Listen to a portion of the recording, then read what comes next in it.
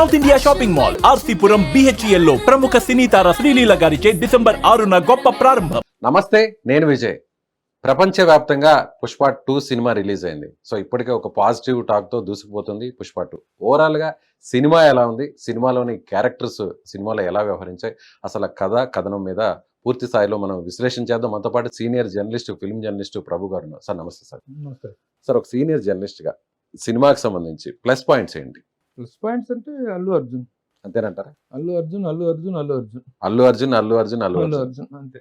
పుష్ప అని ఎలా ఉంటావు అలాగే సినిమా అంతా కూడా టైటిల్ రోలర్ చుట్టూ కథ తిరగటం అనేటువంటిది ముఖ్యంగా ఫస్ట్ హాఫ్కి వచ్చినటువంటి అద్భుతమైనటువంటి అప్లాజీ, సెకండ్ హాఫ్ కోసం వెయిటింగ్, ఈ పీరియడ్ ఇదంతా కూడాను ఆ క్యారెక్టర్ చుట్టూ, పుష్ప పర్ఫార్మెన్స్ చుట్టూ, అల్లు అర్జున్ పర్ఫార్మెన్స్ చుట్టూ సెంట్రలైజ్ అయినటువంటి ఎక్స్పెక్టేషన్స్. ఇవన్నీ ఆ ఎక్స్పెక్టేషన్స్ తగ్గట్టుగా అల్లు అర్జున్ పర్ఫార్మెన్స్ అనేటువంటి పీక్స్లో ఉంది. ఇక అల్లు అర్జున్ తర్వాత మరొక ప్లస్ అంటే ఏం చెప్తారు? ఇక మిగతా క్యారెక్టర్స్ కాంట్రిబ్యూషన్ అనేటువంటిది కూడా ఇప్పుడు శ్రీవల్లి క్యారెక్టర్ చేసినట్టు రష్మిక మందన, ఆమె ముఖ్యంగా జాతర టైంలో అతని పెదనాన్నకి, వాళ్ళ అన్నకి అజయ్తో మాట్లాడేటువంటి సన్నివేశంలో, అతనికి రిటార్ట్ ఇచ్చే సన్నివేశంలో అద్భుతంగా చేసింది ఆమె.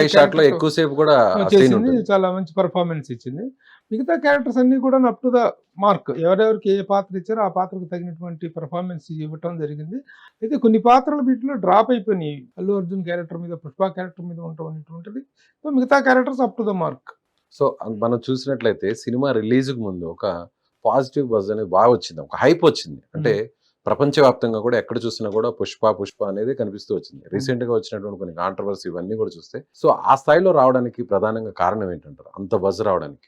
ఎప్పుడైనా ఫ్రాంచైజ్ సినిమాల్లో ఫస్ట్ పార్ట్ కనుక ఇదైనట్లయితే సెకండ్ పార్ట్ మీద అవైటింగ్ అనేటువంటిది న్యాచురల్గా రావటం అనేటువంటిది మనం బాహుబలి సిరీస్ విషయంలో చూసాము, KGF విషయంలో చూసాము, తర్వాత మిగతా ఫ్రాంచైజీల విషయంలో చూస్తున్నాం.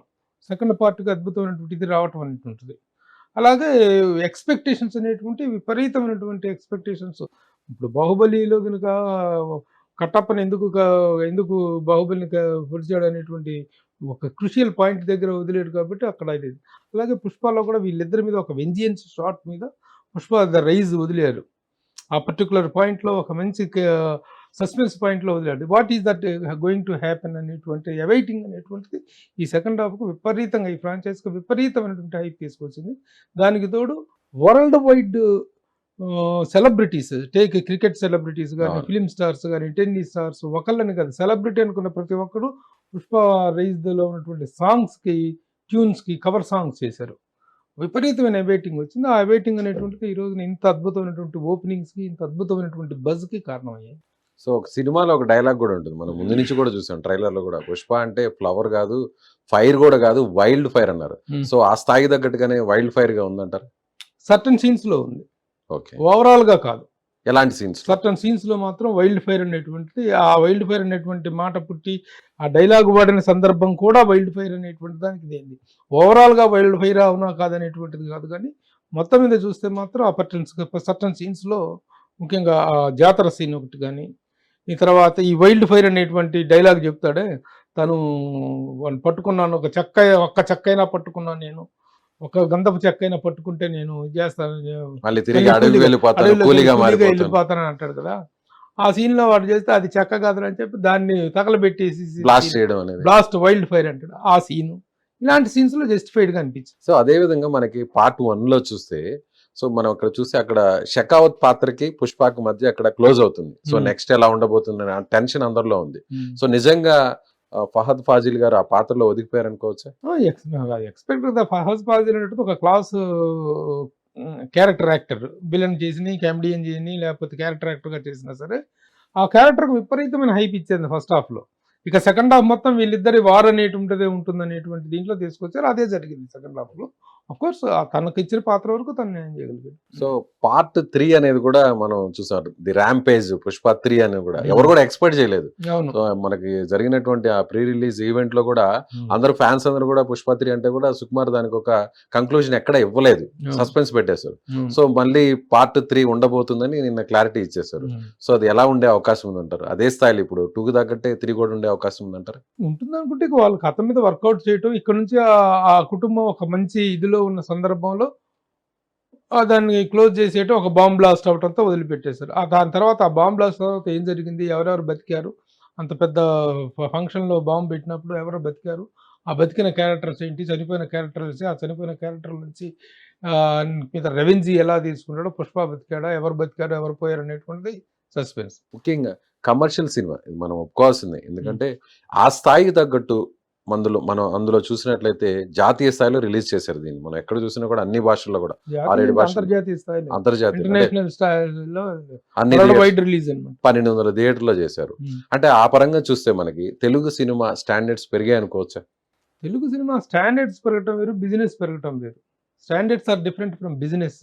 బిజినెస్ వాల్యూమ్ అనేటిది, బిజినెస్ పొటెన్షియాలిటీ అనేటువంటిది పెరగటం అనేటువంటిది మనందరం కూడా వెల్కమ్ చేయాల్సినటువంటి విషయం. స్టాండర్డ్ అనేటువంటిది డిఫరెంట్ కాన్సెప్ట్. ఈ సినిమా తెలుగు సినిమా తాలూకు కమర్షియల్ పొటెన్షియాలిటీకి ఒక ఛాలెంజ్గా నిలబడిన విషయంలో ఎలాంటి డౌట్ లేదు.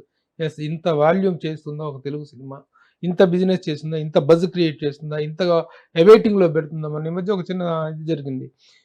ప్రస్తుతం ఇండియా వైజ్గా రిలీజ్కి రెడీగా ఉన్నటువంటి సినిమాల్లో ఏ సినిమా మంచి అవైటెడ్గా ఉంది అంటే పుష్ప 2కి 68.4% వచ్చింది.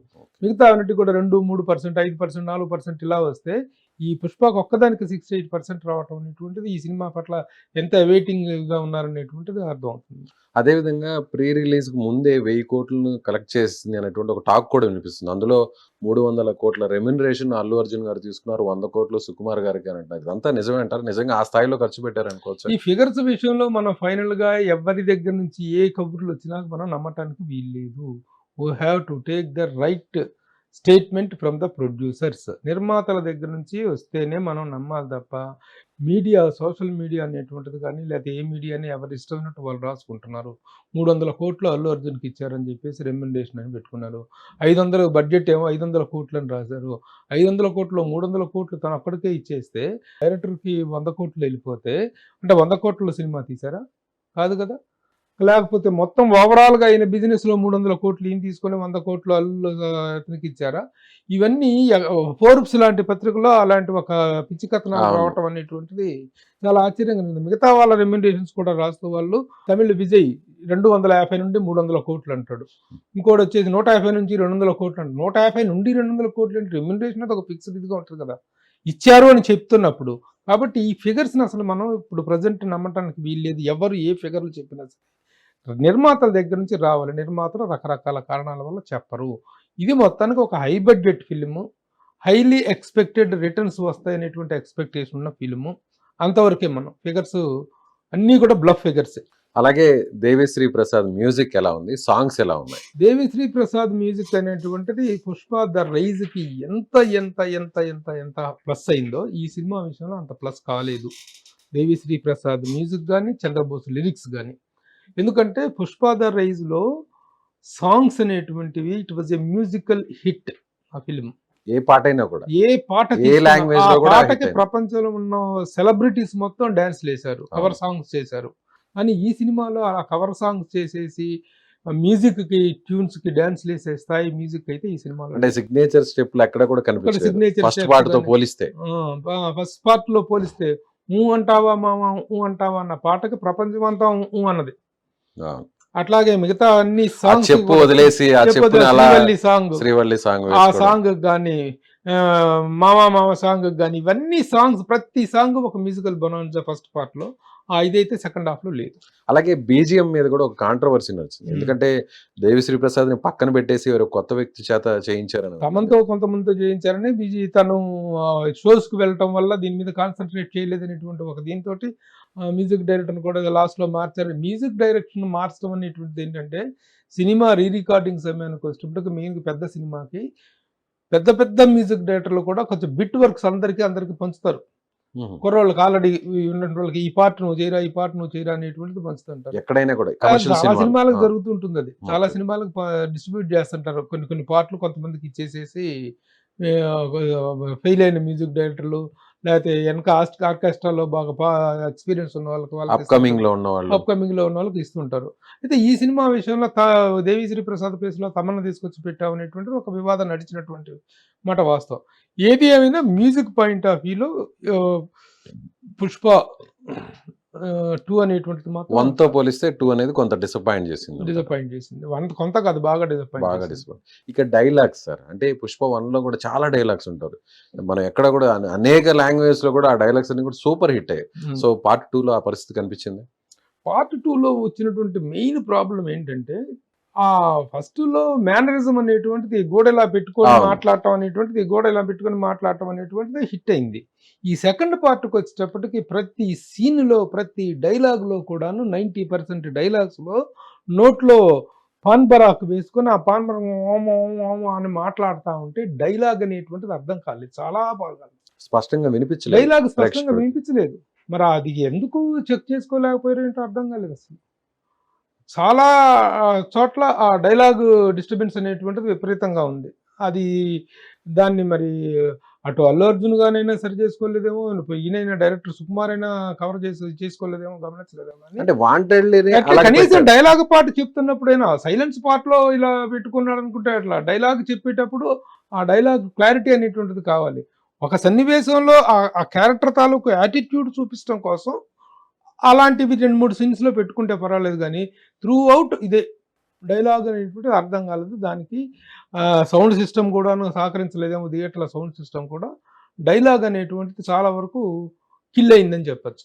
Right sir. Thank you so much. ఇది సీనియర్ ఫిల్మ్ జర్నలిస్ట్ గా ఉన్నటువంటి ప్రభు గారి విశ్లేషణ. ఖచ్చితంగా కొన్ని విషయాలు అప్ అండ్ డౌన్స్ అయినప్పుడు కూడా ఒక కమర్షియల్ సినిమాగా మాత్రం ఒక భారీ విజయాన్ని అయితే మాత్రం అందుకోబోతుందని నేను చెప్తున్నాను. Thank you so much.